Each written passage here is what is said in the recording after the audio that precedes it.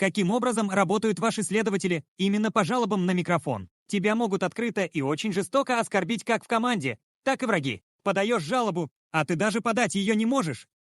Якобы микрофон не был включен, хотя ты точно знаешь, кто говорил. А если тебе каким-то образом удалось подать жалобу, то практически стопроцентный результат игрок не совершал. Может, следователи какие-то глухие или иноязычные, что смотрят. Минимальное желание вообще возвращаться в игру, когда такое происходит.